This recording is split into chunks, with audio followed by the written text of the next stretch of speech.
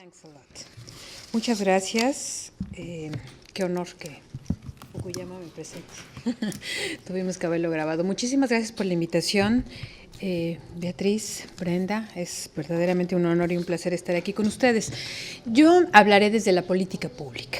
Mi experiencia en los últimos años ha sido desde la dirección y la coordinación de estudios e investigaciones sobre juventud en México, y también como no solamente un acento importante en qué se ha hecho y qué no se ha hecho en términos de investigación, sino cómo finalmente esto se conecta a la creación, construcción de políticas y programas para jóvenes en nuestro país.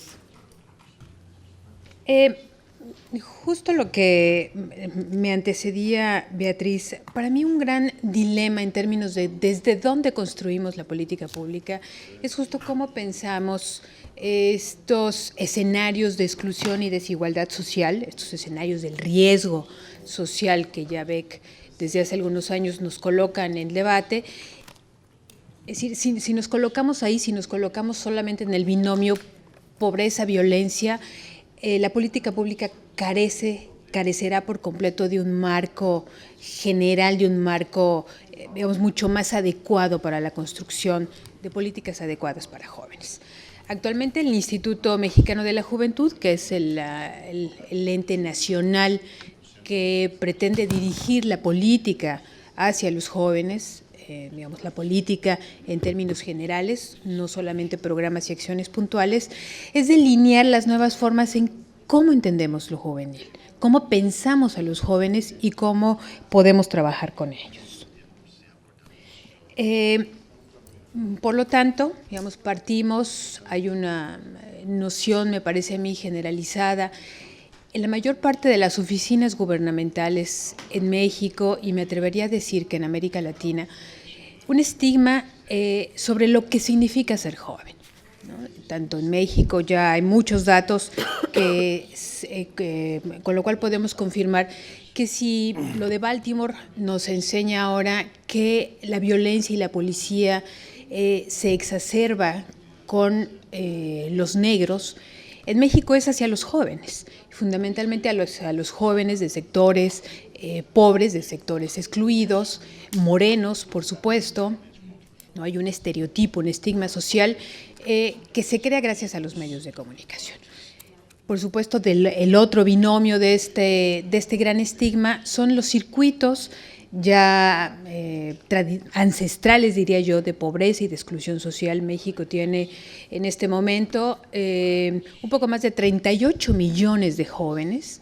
Para México, ser joven es tener entre 12 y 29 años de edad, y prácticamente la mitad de estos 38 millones de jóvenes se encuentran en pobreza, ¿no? Entonces hay, digamos, una alarmante condición social de la población juvenil.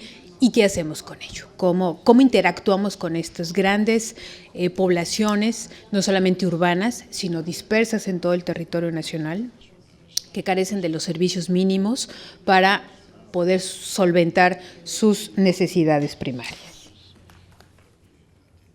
Hay tres intervenciones de política pública de las cuales me gustaría a mí hablar, que es justo, digamos, cómo hemos venido evaluando la construcción de los programas para jóvenes. Uno de ellos es el programa Constrúyete, un programa que nació específicamente para ser digamos, ejecutado desde la escuela, ¿no? En el sistema medio superior. El otro es el sistema de justicia penal para adolescentes, que en México, si bien ya tiene algunos años discutiendo esta nueva ley de justicia para adolescentes, no ha terminado de consolidarse. Y finalmente, un incipiente esfuerzo para coordinar los esfuerzos de toda la administración a nivel federal, que es el Programa Nacional de Juventud. El programa Constrúyete inició sus actividades en el 2007 con la intención de revertir los procesos de deserción escolar. Se hicieron grandes diagnósticos a nivel nacional y estatal para saber cuáles eran las competencias o las habilidades que los jóvenes necesitaban para poder hacer de su entorno escolar un entorno, digamos, mucho más agradable y evitar los factores, lo que se supone eran los factores de riesgo que podrían o no contribuir a la deserción. Lo que encuentra el programa de 2007 a 2013 es que los niveles de deserción no se detuvieron. Al contrario, los niveles de deserción siguieron aumentando en el país. Por lo tanto, la formación de habilidades o capacidades específicas no funcionó de nada. La encuesta nacional de juventud, de la cual el Instituto Mexicano de la Juventud es el principal ejecutor, y a mí me ha tocado coordinar dos trabajos de campo al respecto, digamos, es muy clara al respecto de los factores que contribuyen a la deserción escolar en los jóvenes. Y es fundamentalmente no el económico, no los embarazos tempranos y tampoco los factores de violencia o de entornos escolares. La principal causa de deserción escolar en México es el aburrimiento de los chicos en la escuela. No hay una conexión real ni con el profesor, ni con los contenidos, ni con las habilidades tecnológicas, ni cómo se conectan las cosas que aprendo en la escuela con la verdadera vida allá afuera de las aulas. Por lo tanto, sufrió una importante transformación en los contenidos a partir de 2013. El acento está ahora en un asunto que le han llamado herramientas socioemocionales, como una posibilidad de vincular los estudios con el supuesto mercado de trabajo. Hay algunas encuestas que ahora denotan que los jóvenes lo que les falta no es experiencia, sino son acentos en estas herramientas socioemocionales,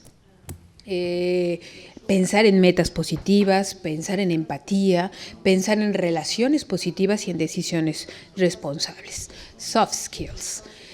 Es decir, un gran acento en algo que desde 2007 no ha funcionado, pero que ahora se transforma, vuelve a hacer hincapié en cómo, en el deber ser de los jóvenes, en que hay que tomar decisiones a tiempo, pero frente a estos escenarios de exclusión y desigualdad social, cómo vinculamos este anhelo social por el hecho de que los jóvenes tomen las mejores decisiones a tiempo en sus vidas.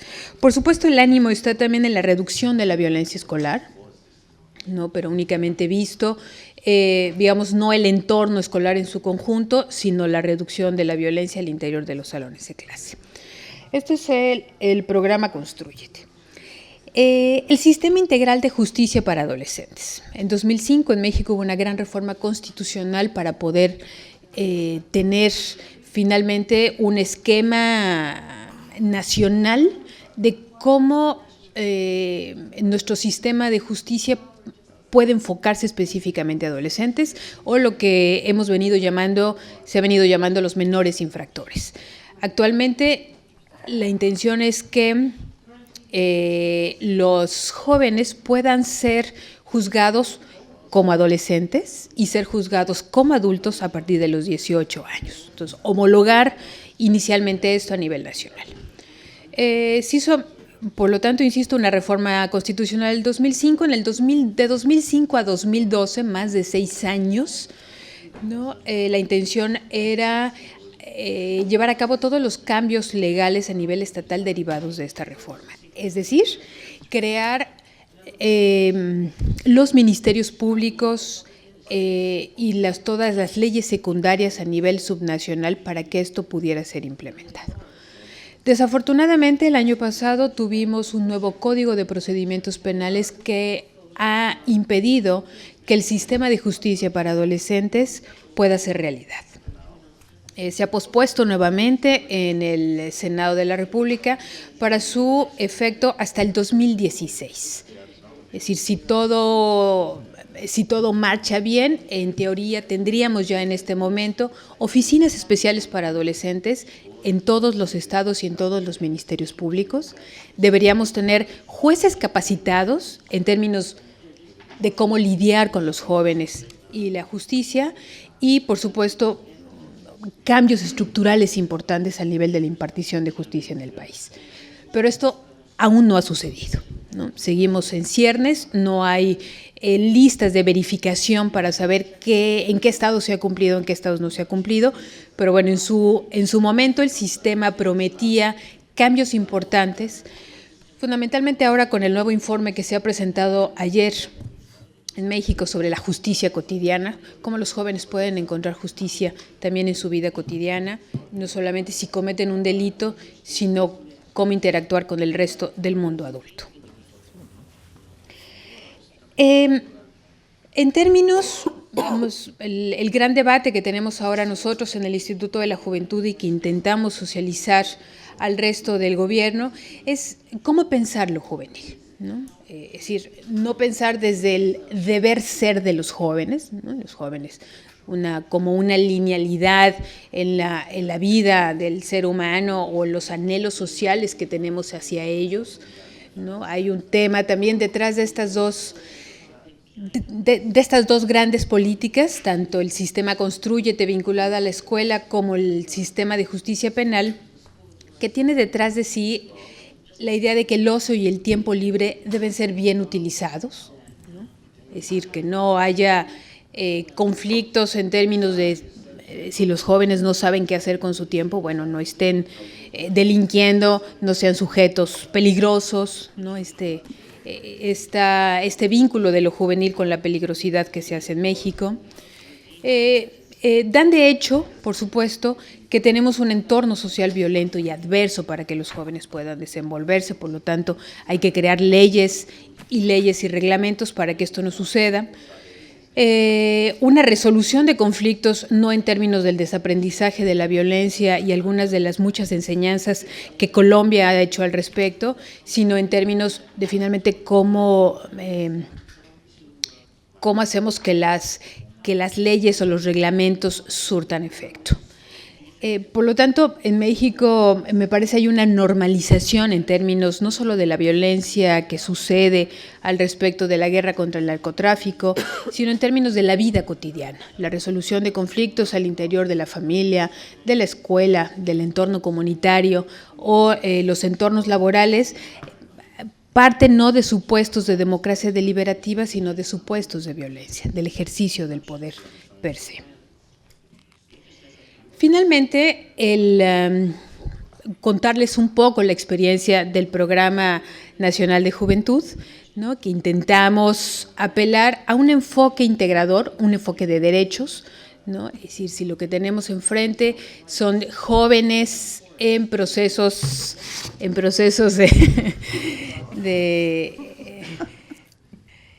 que sean sujetos de derechos, es decir, relevar la importancia de la toma de decisiones, saber que si cuentan con toda la información disponible pueden ser ciudadanos responsables, una confianza bilateral, no solamente que debe ganarse el gobierno con sus jóvenes, sino el propio gobierno, tener y abrir los canales de comunicación, de decisión efectiva en los entornos públicos para que los jóvenes realmente sean sujetos de derechos.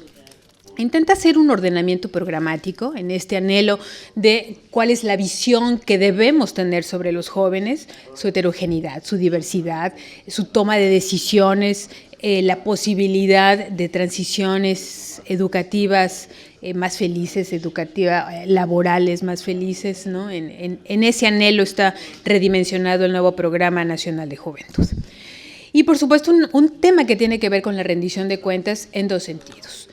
Contamos con un comité gubernamental, es decir, un comité que a nivel nacional se nos debe informar qué es lo que hace cada entidad de gobierno con jóvenes, cómo se diseña la política, hacia quién va dirigido, cuánto invertimos en programas para jóvenes. En México, si a mí me preguntan cuál es la inversión social que se hace actualmente en jóvenes, en políticas públicas, no lo sabemos. Entonces, la idea es empezar a llegarnos de este tipo de información para saber cómo se están ejecutando los programas. Y, por supuesto, contar con algo, un anhelo también del propio instituto, que es tener una Contraloría Social en la cual los jóvenes puedan estar sentados para hacer efectiva la toma de decisiones. Finalmente,